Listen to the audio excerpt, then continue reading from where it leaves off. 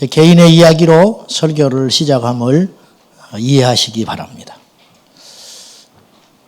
우리 동기 목사들의 모임이 있어서 제가 갔습니다. 이런저런 이야기를 하다가 이제 저를 비난하기 시작했어요. 내 설교에 대해서 화제가 됐는가요? 첫째, 너무 설교가 길다. 요새도 그렇게 길게 설교하는 목사가 있냐? 저한테 참 특이하다. 두 번째, 너의 설교는 종말론적이더라. 그랬어요. 제가 웃고 말았어요. 속으로만. 자, 제가 이제 그 이야기를 여러분에게 지금 하게 되냐면은 그 말 속에 무서운 함정이 하나 있어요. 종말론적인 설교는 존재하지 않습니다. 여러분이 지금 외부에서 오신 분들, 또 우리 교회 방문하러 오신 분들, 여러분들이 계시는데 같이 이렇게 예배를 드리고 나면 목사의 설교가 좀 강한 것 같다. 이구동성으로 그렇게 이야기해요. 또 어떤 분들은 이제 여기는 재림에 대해서 이야기하고 휴거에 대해서 이야기하고 천국 지옥 이야기하고 십자가에 대해서 이야기하는구나. 이 교회가 그런 칼날을 갖고 있구나. 그렇게 생각하시죠? 틀렸다는 거예요. 그렇게 생각하지 말아달라는 거예요, 제 말은. 종말 설교, 부활 설교, 천국 지옥 설교는 트렌드가 아니라는 거예요. 성향이 아니라는 거예요. 그런 설교를 그렇게 목회 안 하는 목사님도 있는데 이 교회는 그래서 나는 좋다. 혹은 나는 좀 부담된다. 이런 말 자체가 틀린 말이라는 거예요. 왜냐? 그건 본질적으로 접근을 해야 한다는 거예요. 본질에 대한 문제. 옳고 그름의 문제가 아니고 취향의 문제가 아니고. 그러니까 여러분들이 교회를 여러분의 취향에 맞는 교회를 찾아다니는 건 굉장히 위험한 일이라는 거예요. 그렇게 하면 안 되고 성경적인 교회를 찾아야 돼요. 성경적인 교회. 그러니까 우리 교회가 꼭 그렇다는 뜻은 아니에요. 이해가 되실 줄로 압니다. 지난 제가 설교를 했더니 어떤 분이 유튜브에 댓글을 이렇게 달았습니다. 여기는 미국입니다. 이미 베리칩을 받은 자들이 있습니다. 지금도 받고 있습니다. 이미 우리 앞에 666이 와 있습니다. 그래 댓글 올렸어요. 난 몰라요, 누군지. 그리고 저는 그곳에 현장에 안 가봤기 때문에 미국 상황이 어떤지 잘 모르겠어요. 그러나 이분이 그렇게 일단 올렸다는 거. 현실에 와 있다는 거. 제가 여러분에게 실감나게 말하고 싶고요. 인텔이라고 들어봤죠? 세계 최대의 반도체 회사입니다. 이 인텔은 한마디로 말하면 컴퓨터의 칩, 컴퓨터의 두뇌를 만드는 회사입니다. 그러니까 모든 컴퓨터에는 인텔의 칩이 들어가 있어요. 뭐 삼성이든 뭐 LG든 다 들어가 있어요. 안에는 똑같아. 근데 이 회사에서, 인텔에서 무슨 말을 했냐면은 2020년까지 컴퓨터를 움직이는 칩을, 컴퓨터 속에 들어가 있는 칩이 있거든요. 이 칩을 사람의 뇌에 이식하겠다. 사람의 뇌에 심어가지고 컴퓨터와 연동해 보겠다고 그랬어요. 연동. 통하게 하겠다. 두 번째는 우리 인간에게는 뇌 속에는 장기 기억 장치가 있대요. 그걸 해마라고 한답니다. 저는 모르는데 해마, 머릿속에 뇌의 한 부분을 그 해마라는 곳에 칩을 넣어서 학습 능력을 획기적으로 증진시키겠다. 이 발표를 이미 2013년에 했대요. 인텔이. 2020년까지 그렇게 해보겠다고. 그러면서 2020년이 지나면 어떤 일이 벌어지느냐면 컴퓨터의 키보드와 마우스가 사라질 거라는 거예요. 왜냐? 칠 필요가 없다는 거예요. 이미 머릿속에 내가 갖고 있는 치고자 하는 문서 내용이 컴퓨터와 연결이 돼서 수고롭게 칠 필요가 없이 딱 떠버린다는 거예요. 그리고 인터넷도 마우스로 클릭을 해가면서 서핑을 할 필요가 없다는 거예요. 다음을 딱 생각하면 다음이 딱 뜨는 거예요. 정치면 그럼 정치로 싹 들어가는 거예요. 메일, 내 메일 열어라. 머릿속에서 그러면 컴퓨터가 탁탁탁 움직인다는 거예요. 마우스와 키보드가 없어진다는 거죠. 이런 현실이 올 것이다. 이건 시간 문제로 보고요. 공부나 독서가 필요 없는 세상이 열릴지 모릅니다. 학습이 필요 없는 세상. 왜냐? 컴퓨터에 있는 정보가 내 머릿속으로 쑥 들어오는 날이 온다는 거예요. 그냥 철학 고전 수십 권의 전집이 순간에 내 머릿속으로 다 들어올 날이 멀지 않았다는 거예요. 그럼 누가 어렵게 공부를 하려고 하겠어요? 그러니까 하루아침에 눈을 떴는데 영어가 막 줄줄줄 나와버리는 날이 사실은 될지 모르겠어요.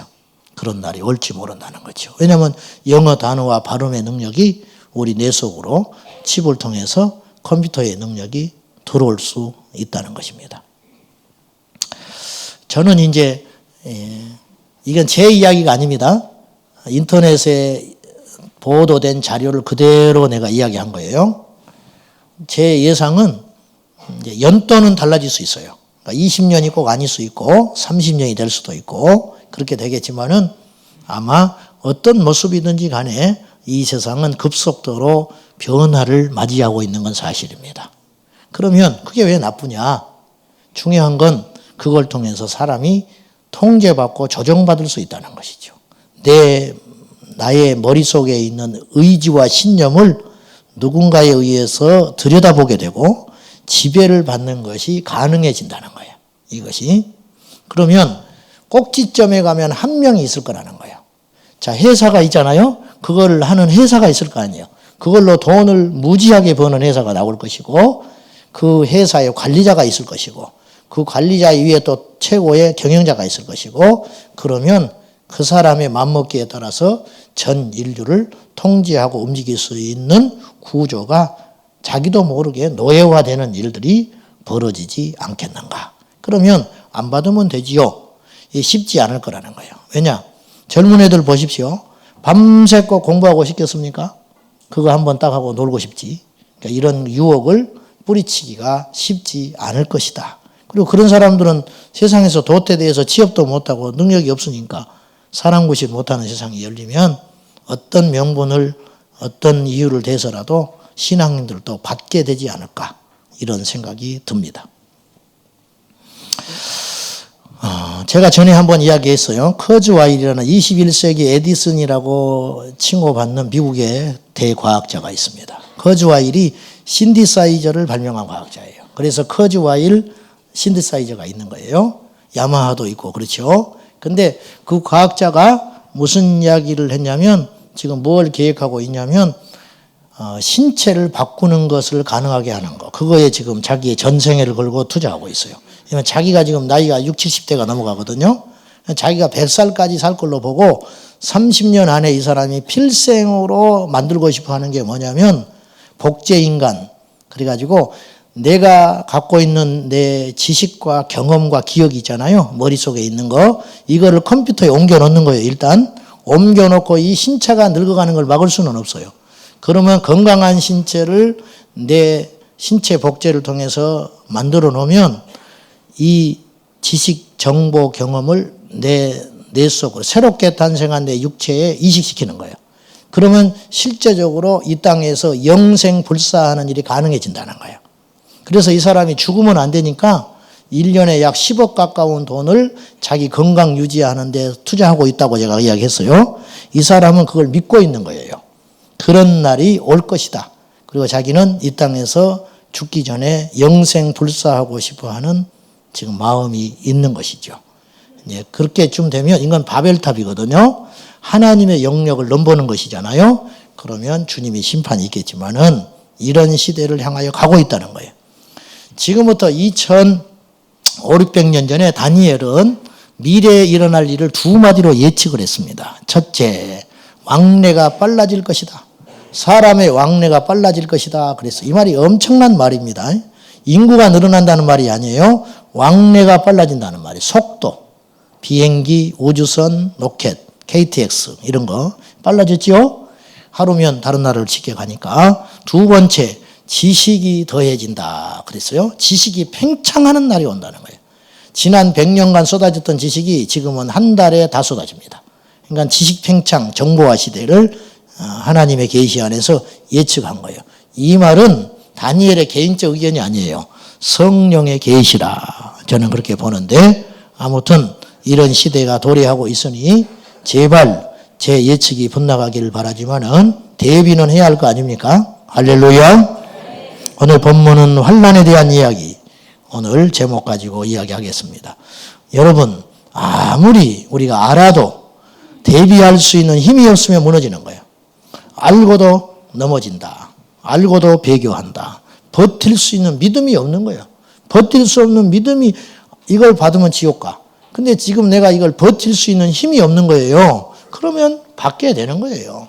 이것에 대한 고민을 오늘 해보자는 거예요. 자, 바울은 오늘 본문에 자신이 마지막으로 남긴 서신서가 디모데후서입니다.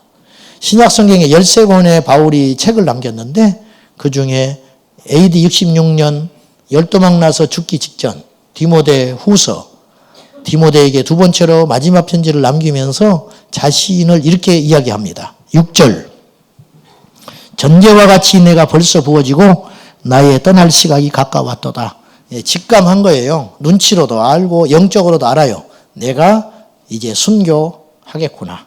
그걸 알고 자신의 처지를 뭐라고 표현했냐면 전제와 같이 부어졌다. 전제라는 말은 부어준 물로 된 재물을 말해요.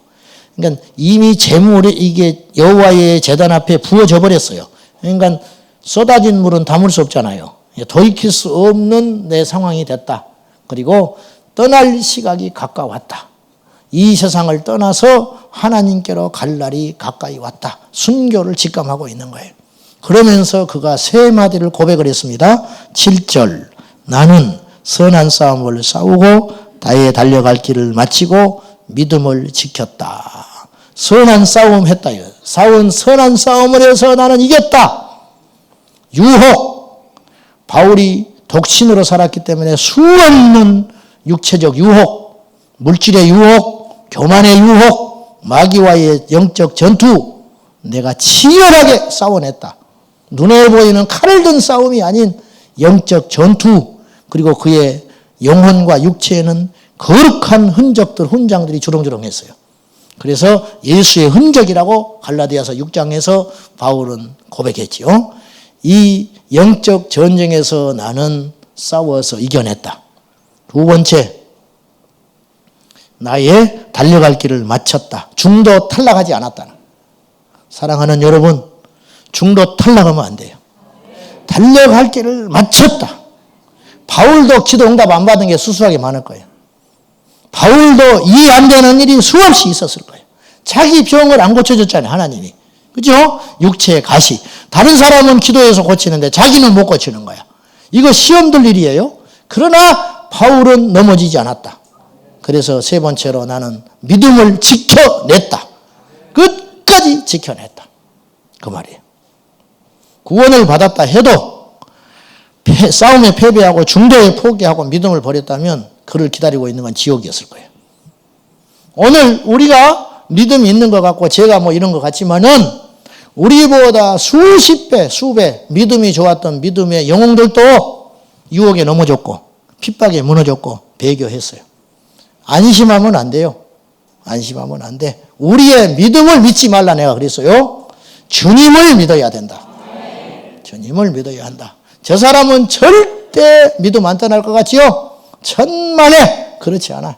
천하장사가 없어요. 그래서 바울도 평생 무엇의 두려움 속에 살았냐면 내가 믿음에서 떨어질까 봐. 내가 다른 사람을 구원한 후에 나는 정작 그분께 버림받을까 두렵다. 그래서 나는 날마다 내 자신을 복종시킨다. 하루라도 방심하면 안 되는 거예요. 하루라도 교만하면 안 되는 거예요. 하루라도 타락하면 안 되고 하루라도 다른 데를 쳐다보면 안 된다. 사랑하는 여러분, 끝까지 가야 됩니다. 끝까지 우리는 변질되면 안 돼요. 끝까지 겸손해야 돼요. 끝까지 애통, 끝까지 간절함, 끝까지 유혹을 이기는 믿음.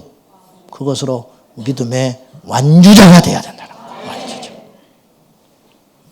우리를 기다리고 있는 환난은 두 가지가 있어요. 첫째는 개인적 환난. 환난에는 두 종류가 있다 이거예요. 개인적 환난은 개인으로 당하는 고난이에요. 질병, 몹쓸 병에 걸렸다. 또 교회를 오다가 새벽기도에 사고 나서 다리 불구된 사람도 나는 간증 들어봤어요. 새벽기도 오다가 교통사고 나서 근데 자기가 잘못해서 무단횡단한 거니까. 어쨌든 하나님이 좀 지켜주시지. 근데 이분이 그런 회의를 극복하고 믿음으로 승리한 간증을 내가 들어봤어요. 고난이잖아요. 고난, 개인적 고난. 또 뭐 사업하다가 무너지는 거. 내가 잘못했든지 뭘 보증을 잘못 썼든지 어쨌든 넘어진 이게 고난이거든요. 제가 개인적으로 신방하면 기도 제목을 물어봅니다. 근데 진짜 어려운 건 말 못해요. 내가 알지. 예. 한 달 전에 결혼한 내 새끼가 못 살겠다고 집에 왔는데 그 말 안 해. 자존심 상하니까. 그렇잖아요. 내 남편, 잘난 남편, 직장에서 흔들흔들한다. 50인데. 말 못해요. 기도 제목 안 내나. 그런 거는 혼자 하나님께 와서 하더만. 이제 하나님과 사이에서 목사한테도 말 못하고. 그게 개인적 고난이거든요. 개인적 시련. 그거 있잖아요. 근데 이거는 내가 좀 피하면 돼. 망했다. 그러면 직장 좀 천한 데 다니면 되고. 어려워졌다. 집 줄이면 되고.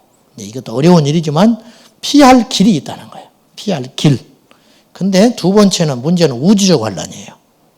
이제 제 표현인데 우주적 환난. 우주적 환난이라는 말은 피할 곳이 없는 환난이라는 거예요. 짐승의 표를 어떻게 피하냐는 거예요. 이를테면 중국이 우리나라보다 먼저 복음을 받아들인 나라예요. 근데 중국이 어느 날 공산주의 국가가 됐어요. 피할 길이 없잖아요. 어느 날 예수를 믿는 것이 불법이 돼버린 거예요.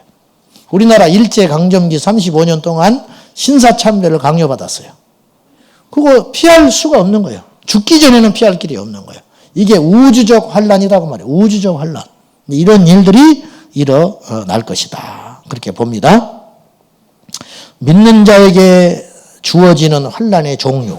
어떤 모습으로 앞으로 우리에게 환난이 올 것인가. 이것을 조금 예측해 보는 것은 중요한 일이라 생각해요. 첫째는 제도적인 핍박이 있을 걸로 봅니다. 저는 법적인 핍박. 짐승의 표를 받게 한다든지 안 받으면 되지. 안 받으면 불이익이 가해지는 거예요. 내 통장에 예금이 있는데 인출 금지. 짐승의 표를 안 받았으니까 은행에서 돈 못 주겠다는 거예요. 어떻게 할 거예요? 어떻게? 이게 제도적인 핍박이죠. 우상 숭배를 강요하여 불이익을 주는 거. 매매 금지. 경제활동 못하는 거. 의료보험 중단. 병원에 갔는데 나만 돈을 더 내야 되는 거예요. 노후에 연금 받고 있었는데 연금 더 이상 주지 못한다. 이것이 제도적인 핍박. 이거 만만치 않습니다. 이런 경제적인 제재는 사실 90% 이상이 배교하지 않을까. 배교자의 90%는 경제적인 문제 때문에 무릎 꿇을 거예요. 두 번째는 믿음의 행위에 대한 핍박이에요. 믿음 행위 자체를 핍박을 한다. 즉 기도 금지. 기도하면 불법이 되는 거야. 주일날 교회에 모여서 예배하면 불법이 되는 세상이 올 수 있다는 거예요. 노방금지 불법이다. 그러면 노방금지 못하는 거예요. 실제로 이건 현상이 일어나고 있는데 교화 운정 신도시에서 7, 8년 전에 제 아는 분이 교회 개척해서 열심히 전도했어요. 어느 날 고발 들어왔어. 길거리에서 찬양하고 전도했는데 고성방가죄. 그래서 경찰로 와서 하지 마십시오, 목사님. 못해요, 그대로. 그걸 어기고 계속하면 감정상하니까. 그래서 전도 못하게 됐어요. 지금도 학교 앞에 가서 이러면 사탕 주면서 애들한테 전도지 줘봐요. 만약에 그 학부모가 고발했다. 경찰 출동합니다. 주지 말라고. 출동해요. 우리가 예전에 교회 이전하기 전에 사거리에서 떡볶이 오뎅 만들어서 전도했어요. 구청에서 단속 나왔어요. 이거 하지 말라고. 그건 내가 이해해. 왜냐하면 음식을 그렇게 함부로 만들어서 주지 말라는 거예요. 예? 식중독 걸릴 수 있으니까. 그거는 이해한다 그 말이죠. 묻겠습니다. 7, 80년대도 그랬을까요? 서로 주라고 난리였지. 그때는. 고발을 어떻게 해? 노방전도한다고 누가 고발해? 고발하는 사람이 미치광이지. 근데 지금은 노방전도하면 고발하면 거의 먹히는 세상이 됐다는 거예요. 그렇죠? 먹히는 세상이 됐다 하는 것입니다. 다니엘서에 보면 다니엘이 30일 동안 기도를 금지당한 날이 나옵니다. 금지당해. 30일간 기도하지 말라는 거예요. 우리 왕 외에는 다른 신에게 절대 기도하지 마라. 근데 기도하잖아요. 불법이 된 거예요. 그래서 사자굴에 들어가게 되는 거예요. 이게 옛날에만 있었던 일이 아니고 앞으로는 그러한 크나큰 환란의 쓰나미가 전 세계적으로 밀어닥칠 것 같습니다. 초대교회에 나타난 교회를 향한 핍박의 패턴이랄까요? 단계. 이걸 한번 살펴볼 필요가 있는데요. 사도행전의 최초의 핍박은 어디에 나오냐면 사도행전 4장에 나옵니다. 사도행전 4장에 베드로가 안진병을 일으킨 사건이 3장에 등장하고 그로 인하여 예수 그리스도의 부활을 증거해요. 베드로가 부활을 증거한다고 사도들이 그때 공회에서 부릅니다. 베드로를 불러다가 신문해요. 그리고 금지시켜요. 예수의 부활을 전하지 마라. 왜 예수가 부활했다고 외치냐? 유대교 신앙과 반하니까 이걸 듣고 사람들이 넘어가니까 위기를 느끼고 금지시켰어요. 그리고 내보내줘. 근데 사도들과 베드로가 중단하지 않습니다. 계속 예수 그리스도를 증거합니다. 그러자 이들이 어떻게 하냐면 감금합니다. 감금해요. 감금하는데 주의 사자가 풀어줘요. 밤중에. 사도행전에는 감옥에서 탈출하는 기적이 3번 나와요. 그러니까 베드로가 탈출하고 바울이 탈출하고 사도들이 탈출하는 거. 이렇게 3장면이 나오거든요. 그 다음에는 그래도 굴복하지 않고 계속 복음을 전하니까 어떻게 하냐면 이제는 잡아다가 물리적인 체벌을 가하기 시작해요. 그래서 사도행전 5장 후반절에 보면 채찍질하고 놓아줘요. 그래도 이들은 예수 그리스도를 전합니다. 그러니까 더 압박이 심해졌지요. 그러다가 급기야 스데반이 돌에 맞아 순교합니다. 여기까지는 유대인에 의한 핍박이에요. 유대인들이 기독교인들을 핍박해요. 그러다가 사도행전 12장으로 넘어가면 헤롯이 나섭니다. 헤롯 왕이 나서서 이 사람은 정치적 야심가였기 때문에 자기가 통치하는 유대사회 사람들의 지지를 얻으려면 어떻게 할까 고민하는 거예요. 이건 당연한 고민이에요. 그러다가 기독교인들을 핍박하기 시작해요. 그래서 야고보 사도를 불러다가 1차로 목베어 죽입니다.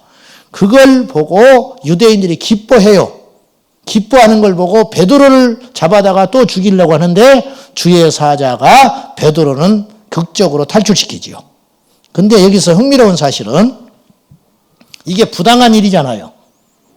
예수님을 전한다고 죽인다는 건 있을 수 없는 일 아니에요. 상식적으로. 근데 어느 누구도 이 일을 제기하지 못했다는 거예요. 모여서 데모를 한다든지 항의를 하지 않고 이들이 유일하게 할 수 있는 일은 모여서 기도하는 일밖에 없었어요. 근데 하나님이 그 기도를 들어주시죠. 제가 말씀드리려고 하는 것은 지난 5, 6년 전에 인도에서 200개 교회가 불살라졌어요. 교회가 백주 대낮에 회교도들에 의해서 불이 질러졌어요. 그리고 죽었습니다. 목회자들이. 근데도 한 명도 잡혀 들어가지 않았어요. 무슨 말인지 아시죠? 스데반을 길거리에서 돌을 쳐 죽였어요. 주동하는 자가 있을 것이고 돌을 든 자가 있을 거 아니에요. 한 사람도 감옥에 들어가지 않았어요. 살해를 했는데. 이게 왜 이런 일이 생기는가? 99%가 믿는 자들을 미워하면 그것이 정당화되는 세상이 된다는 거예요. 그것이. 앞으로 우리에게 닥칠 환란의 단계는 제가 볼 때 90년대 넘어가면서 기독교 복음, 교회 믿는 자들은 냉소를 받기 시작했습니다. 그전에는 지지를 받았어요. 그래서 교회를 보냈습니다. 자기 자식을. 근데 나중에는 기독교에 대해서 조롱하기 시작했어요. 언론에서 자꾸만 사건이 터지면서. 그리고 교회를 조롱하고 냉소적으로 변화되기 시작했어요. 그러다가 이제는 어디로 가느냐? 차별받는 날이 올 것입니다. 곧. 믿는다는 이유로 차별받는 세상. 지금은 그렇지는 않아요. 근데 그 중간 단계에 와 있지 않는가. 이미지가 추락되고 믿는 자들이 차별받는 날이 올 것이다. 무슨 말이냐면 차별금지법이라는 게 국회에서 계속 상정되다가 개신교들에 의해서 떨어지고 합니다. 이 차별금지법이라는 건 뭐냐면 다양한 어떤 이슈들에 대하여 차별하지 말라는 거예요. 예를 들면 인종차별금지법 그러면 인종을 차별하지 말라는 거예요. 흑인, 백인 차별하지 마라. 맞는 말이죠. 성차별하지 마라. 여자라는 이유로 부당한 대우받게 하지 마라. 그럴 뜻해요. 성적 취향에 대해서 차별하지 마라. 동성애를 하든 이성애를 하든 차별하지 말아라. 여기다가 이제 종교라는 말을 갖다 붙여버리면 종교차별금지법이 통과가 되면 어떤 일이 벌어지느냐 하면은 자, 불교에서는 사찰에서는 기독교 비난하지 않습니다. 가톨릭에서 이슬람에 대해서 비난하지 않습니다. 유독 개신교만 편협돼 가지고 불교의 구원이 없다고 그러죠. 이슬람 몰려오면 안 된다고 그러죠. 이게 다른 종교를 공격하는 거예요. 왜 그러냐는 거예요. 편협하게 두루두루 잘 지내지. 이유가 있습니다. 우리가 믿는 하나님은 한 분이기 때문에. 구원의 길이 한 길이기 때문에. 그렇잖아요. 구원의 길이 두 길이라면 인정할 수 있어요. 우리가. 하나님이 두 분이라면 그 하나님 우리 인정할 수 있어요. 그런데 목에 칼이 들어와도 진리는 변할 수 없는 게 나 외에 다른 신은 없다. 하나님이 그렇게 말씀하셨고 나 외에 다른 신에게 절하지 말고 곁에 두지도 말라고 했으니 어찌 이것을 우리가 안 따를 수 있냐 이거예요. 어찌 이것을. 응? 제가 일주일에 한 번씩 받는 질문이 있어요. WCC. WBC인지 WCC인지 헷갈리시죠? 나는 너무너무 괴로워요. 통합 측이 가입이 돼 있냐 치니 나는 가입을 한 적도 없고 사인을 한 적도 없고 부당하게 뭐 해라 한 적도 없어요. 아무리 이야기를 해도 못 알아들어. 여러분 어찌 다른 종교의 구원이 있으며 어찌 믿지 않는 자와 멍에를 함께 하며 어찌 바알과 벨리알과 함께 한 멍에를 치고 갑니까? 어떻게 이 강단에 승려가 쓰며 어찌 이 강단에 신부가 서서 설교를 할 수 있겠냐. 있을 수 없는 일이잖아요. 꼭 그렇게 말을 해야 돼? 아니면 아니라고 누차 이야기했는데 또 전화할 거예요. 누가 나한테. 통합 측이라는 이유로 그렇게 오해를 받고 있는 거예요. 아주 답답해 죽겠어요. 자, 그래서 기독교만 실제로는 불리해지는 법이 되는 거예요. 기독교만. 미국에서 어떤 일이 있었냐면은 동성애자가 결혼을 하기 위해서 교회를 일부러 찾아간 거예요. 교회를 고통을 주기 위해서. 동성애자가 와서 목사님에게 주례를 서주십시오. 정신이 박힌 목사가 주례를 서주겠어요? 안 된다. 그래요? 고발했어요. 차별받았다. 내가 이성하고 주례를 서주라면 그 목사가 거절했겠냐? 동성이라는 이유로 까닭 없이 나는 주례를 거절받았다. 그래서 경찰이 나서서 수사했어요. 그래가지고 막대한 벌금을 그 목사님에게 매겼습니다. 이런 일들이 빈번하게 일어나게 된다는 거예요. 이런 일들이. 결국 불교의 구원이 없습니다. 가톨릭의 구원 없습니다. 내가 이렇게 설교했는데 그걸 녹음을 쳤어요. 녹음을 가지고 고발했어. 다른 종교를 차별했다. 그러면 조사 나올 거 아니에요. 처음에는 경고하겠지. 목사님 그러지 말라고. 그리고 이제 입에 재갈을 물기 시작하는 거예요. 그러면 차포 떼버리면 뭘 설교를 해? 서로 사랑하시오. 맨날 이런 소리만 하고 앉아 있어야 되는 거예요. 나는. 서로 사랑하시오. 부모에게 잘하시오. 싸우지 마시오. 뭐 이런 설교만 하고 있는 거예요. 교회가 사찰이 돼버리는 거예요. 교회가 도덕경을 외치는 곳이 되고 교회가 생명이 없어져 버리게 되는 거예요. 이런 일들이 일어나게 된다는 거죠. 육체적 체벌이 올 것이고 법적인 규제를 통하여 이제 두 가지가 일어나겠죠. 집단 순교하든지 집단 배교하든지. 여러분, 저의 이런 메시지를 들으면 제가 여러분의 반응을 한 번씩 이렇게 보면 저 목사님이 옳은 것 같기도 하고 뜬구름 잡는 소리를 하는 것 같고 그렇게 생각을 하시는 분들이 가끔 있는 것 같아요. 내가 물을게요. 제가 맹해 보입니까? 내가 막 비현실적인 사람처럼 보이십니까? 저는요, 굉장히 현실적인 사람이에요. 여러분 어떻게 생각할지 모르겠는데, 저는 둥그름 잡는 소리 되게 싫어하는 사람이에요. 여러분, 어느 특정한 교회에만 이렇게 메시지를 전하면 안 된다는 거예요. 제가 가슴 아프게 생각하는 것은. 성경에 있는 이야기 좀 하고 살자. 성경에 있는 대로 좀 믿어보자. 우리도 부족하니까 기도를 많이 못할 때도 있고, 미운 놈이 나오면 미워하기도 하고, 저기서 나타나면 얼굴 예민하기도 하고, 돈 아까워서 음식 먹으러 갈 때 뒤에 천천히 내려가기도 하고, 난 그러진 않지만은, 똑같은 성물이지만 성경은 믿어야 된다. 성경은 좀 믿고 살자. 도달하지는 못해도 방향은 제대로 잡고 가자는 거예요. 제대로 잡고. 다른 거 시비 걸지 말고. 하나님께서 우리에게 환난을 허락하신 이유가 있습니다. 그것은 연단하기 위함이에요. 불순물을 태우는 거예요. 우리의 실체를 보라는 거예요. 알곡과 가라지, 양과 염소, 준비된 처녀 5과 준비되지 못한 처녀를 가르는 작업이 환난이에요. 평소에는 다 잘 믿어요. 다 잘 믿어요. 다 순교할 것 같아. 그러나 막상 우리에게 경제적인 문제, 육체적인 문제, 생존의 문제가 닥칠 때에도 믿음을 지킬 수 있는가? 아브라함이 하나님을 무척 사랑했다고 자부했어요. 어느 날 하나님께서 아브라함의 믿음을 달아보기를 원했어요. 네가 이삭을 사랑하느냐 나를 사랑하느냐 바치라. 아브라함은 그때 이 테스트를 통과해야 했어요.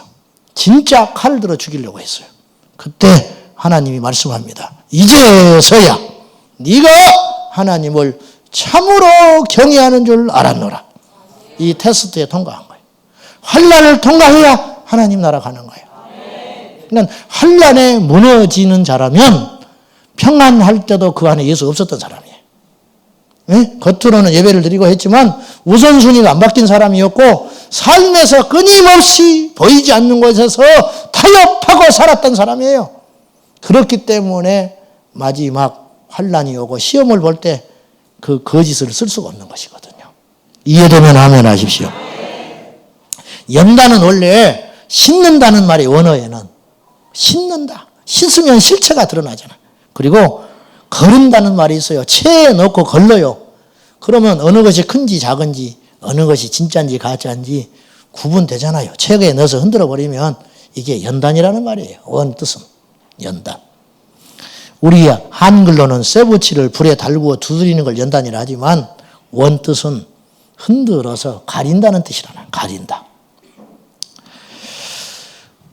양과 염소, 알곡과 가라지가 된다는 거예요. 북한에서 탈북한 배시성을 가진 그리스도인이 있었어요. 이름을 못 밝힌다는 거예요. 배시성을 가진 그분이 북한에서 탈출하여 남한 교회를 보고 이런 말을 했어요. 교회도 믿는 이들도 많은 한국은 참 복받은 사람들입니다. 그런데 교회를 다니시는 분들 속에서 진심으로 교회를 다니는 분이 많지 않는 것 같습니다. 이 사람이 정확히 본 거예요. 교회를 다니시되 진심으로 초대교회의 사도와 바울, 베드로처럼 순교자적 신앙으로 교회를 다니시기를 부탁드립니다. 우리가 탈북자한테 이런 부탁을 받아야 되겠어요? 지금 우리 수준이 그렇다고 말이죠. 한마디로 이분이 하는 말은 진짜가 적다. 진짜가 적다. 양은 많아졌는데 물이 타져서 순도가 떨어졌다. 초대교회의 성도들은 90%가 천국을 갔다면 그도 그럴 것이 그때는 생명을 걸어야 믿는 거예요. 그러니까 믿고 나서 훈련을 받고 믿고 나서 알곡과 가라지를 가르는 게 아니고 가라지는 아예 들어오지를 못해. 불 속이니까. 아예 문턱이 높아서 들어오지를 못해. 그냥 한번 다녀볼까? 이런 사람은 거의 없었어요. 세례를 받는다는 건 돌아올 수 없는 강을 건너는 것이고 예수를 믿는다는 건 죽는다는 거예요. 그러니까 언제 죽을지 모르지 죽을 각오를 하고 믿었어요. 그런 사람들이 가짜가 있겠어요? 그러니까 순도가 진하지요. 오늘날은 그렇지 않잖아요. 모아놓고 진짜를 만들어가고 있잖아요. 그러니까 진짜가 적지요. 당연히 적지. 당연히. 북한의 지하교회는 두 구성원이 되어 있다고 합니다. 해방 이전에 평양은 동방의 예루살렘이라고 일컬음 받았어요. 그러니까 북한의 평양이 남한보다 훨씬 믿음이 좋았어요. 믿는 사람이 많았고. 그래서 그들이 남북전쟁이 터지고 영원히 단절될 줄 모르고 북한에서 숨어 지냈어요. 그런데 영영 단절이 됐죠. 이들이 믿음을 버리지 않고 자기 자식과 손주에게 조심스럽게 믿음을 전수해 줬을 걸로 봅니다. 이들이 표를 못 내고 믿음을 간직한 사람들이 있다. 이들이 지하교회예요. 근데 아주 적을 걸로 봐요. 대다수가 죽었고 배교했을 걸로 봐요. 근데 이제 대다수를 지금 북한교회 구성원을 차지하고 있는 사람들은 어떤 사람들이냐면 1990년대에 북한이 식량이 굉장히 나빠졌어요. 사정이. 가지고 이들이 탈출하기 시작했습니다. 그래서 중국을 건너가 가지고 중국에서 선교사들의 도움을 받고 생존을 하고 거기서 복음을 만났어요. 그 사람들이 자신의 정체를 숨기고 거듭나 가지고 순교자적 신앙을 가지고 북한으로 다시 들어갔어요. 이 사람들이 들어가서 암약하고 복음을 전하고 있고 믿는 사람들, 이 사람들이 지하교회 구성원으로 봅니다. 이들이 대다수가.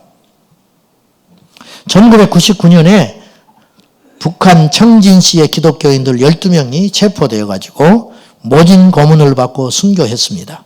이들은 죽은 후에 시체가 토막나서 청진 동물원 맹수들의 먹이로 던져졌습니다.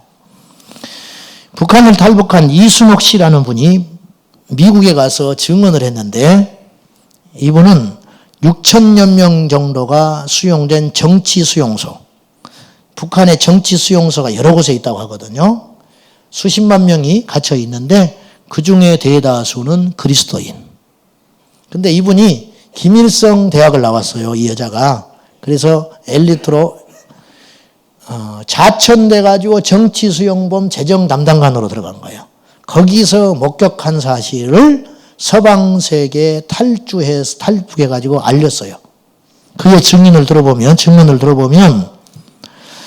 1500도가 넘는 용광로 고열 노동 작업장에 키가 줄어들어서 120, 30cm 된 머리는 다 빠지고 이빨이 빠지고 해골같이 난장이 같은 모습을 소유한 사람들이 가까이 가서 보니 척추가 녹아내려서 키가 적어졌고 몸이 휘어져 가지고 가슴과 배가 맞대어 있더랍니다. 이렇게 어느 날 교도관이 너희 중에 그들을 모아놓고 너희 중에 하늘의 신을 배반하고 수령님을 믿는다고 말을 하면 자유롭게 해주겠다. 근데 한 명도 나서는 사람이 없었어요. 그러니까 이 교도관이 미쳐 날뛰는 거예요. 때리고 짓밟고 피 흘려서 사람들이 죽어가는데 죽어가는 그들의 입에서 신음같이 한마디를 내뱉더라는 거예요. 똑같이 다. 근데 이 이순옥 씨는 그때는 그 말을 무슨 말인지 못 알아들었어요. 한마디, 주여. 다 주여 주여를 외치면서 죽었다는 거예요. 그 말 자체를 처음 들어본 말이기 때문에 몰랐는데 자유진영에 와서 알았어요. 그 말이 무슨 말인지 알았다는 거예요. 화가 난 이 교도관이 자기 성질을 못 이겨서 센 물을 가져다가 그들을 부어버렸어요. 부어가지고 살이 녹고 뼈가 녹아져서 그 순간 순식간에 숫덩이가 되어버리더랍니다. 그들은 죽은 후에도 평소에 앉아있을 때에도 하나님, 하늘에 계신 하나님을 못 쳐다보아야 한다는 명분으로 무릎 사이에 목을 처박게 했고 하늘을 못 쳐다보게 해요. 죽은 후에도 목뼈를 꺾어서 하늘을 못 쳐다보게끔 하고 묻어버린다는 거죠. 아는 것은 도움은 되지만 실제로 능력은 아닙니다. 분별을 한다는 건 중요한 일이지만 대비하지 않은 분별은 의미가 없습니다. 우리 안에 영역이 있고 실력이 있고 믿음이 있지 않으면 알고도 범죄합니다. 알고도 넘어집니다. 여러분 다윗이 음란하게 행위를 하면 하나님이 싫어할 걸 몰라서 죄를 졌겠어요? 알고도 넘어가는 거예요. 이처럼 앞으로 닥칠 환난이 아무리 뭐 이런 일이 있다더라 이런 일 맞네 해도 지켜내지 못하면 똑같은 거예요. 불신자들하고. 오늘 우리에게 실제로 필요한 게 뭔가? 첫째는 분별이고 두 번째는 성령의 충만함. 성령의 충만함은 우리에게 능력이 됩니다. 스데반 집사님이 돌에 맞아 죽었습니다. 겉에서 볼 때는 어처구니 없는 죽음이고 미련하고 나약하고 아무 무기력하게 죽는 것 같았지만 실상 스데반 집사님은 기쁨이 있었어요. 실상 스데반 집사님은 외롭지 않았어요. 실상 스데반 집사님은 억울해하지 않았어요. 그래서 축복하고 죽잖아요. 저들의 죄를 용서해 달라고. 이 힘이 어디서 왔느냐? 사도행전 7장에 보면 스데반 집사님 마지막 순교할 때 그의 영적 상태가 어떠했냐면 성령이 충만했다. 그렇게 써 있어요. 성령이 충만해서 하늘의 문이 열리는 걸 봤고 우리 주 예수께서 보좌에 일어나서 흥분하셔서 스데반의 영혼을 맞이할 것을 보신 거야. 여러분 기억하세요. 환난을 용인하는 이유는 예수님이 무기력해서 그런 게 아니에요. 몰라서 북한 교회를 잠잠히 두시는 게 아니에요. 하나님께서 알곡을 받으시기 위한 것이다. 여러분 베드로는 감옥에서 꺼내줬는데 어째서 야고보는 죽게 하겠습니까? 하나님이 안 계신 게 아니요. 하나님이 나의 형편과 처지를 모르시는 게 아니에요. 믿음에 맞게끔 환난을 허락하시고 시험을 주시는데 이 감당할 수 있는 믿음과 성령의 충만함으로 이겨나가야 한다는 거예요. 사랑하는 여러분, 마지막 날에 우리가 준비할 건 돈도 아니고 체력도 아니고 세상적인 학문도 아닙니다. 오직 믿음, 성령의 충만함. 그걸로 각별히 무장하셔서 마지막까지 승리하는 나의 달려갈 길을 마치고 믿음을 지키고 선한 싸움의 승리자가 되시기를 예수님의 이름으로 축원합니다. 기도하겠습니다. 사랑하는 아버지, 끝까지 믿음을 지켜내게 하소서. 환난과 핍박과 조롱에도 무너지지 않는 절대 믿음의 소유자 되게 하여 주옵소서. 예수님의 이름으로 기도하옵나이다. 아멘.